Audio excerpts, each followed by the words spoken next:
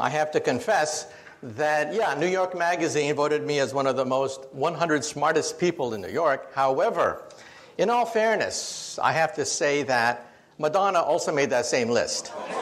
So, how accurate could that list be? That sometimes we physicists know too much. Let me tell you a story, and then I'll begin. Over 200 years ago, we had the Great French Revolution. And one day, there were three gentlemen about to lose their head to the guillotine. There was a priest, a lawyer, and a theoretical physicist, just like me, about to have our heads cut off. Well, they put the priest's head on the chopping block. And they asked him, "Do you have any last words before we cut your priestly head off?" And the priest said, "Yes, yes." He said, God from above, he shall certainly set me free." Well, all eyes were on the blade. They raised the blade. The blade came down, swish, and it stopped right before it hit the neck of the priest. Well, the mob had never seen this before. They were shocked. They said, "God has spoken. Let the priest go." And now let's see about the lawyer. Yes, the lawyer. Now the bloodlust was starting. Yes, the lawyer. They put the lawyer's head on the chopping block and they asked him, "Do you have any last words before we cut your lawyerly head off?" And he said, "Yes." He said, "Maybe the spirit of justice. Yes, justice and mercy. She shall set me free."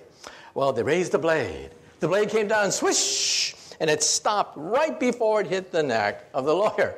Well, this time the crowd went crazy.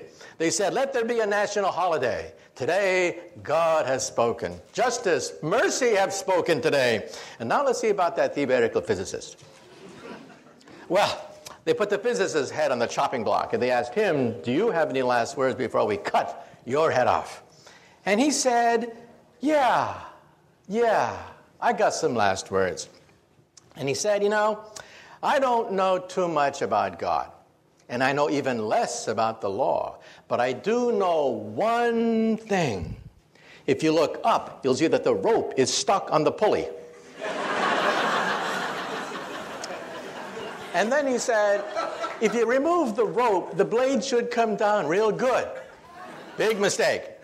Big mistake.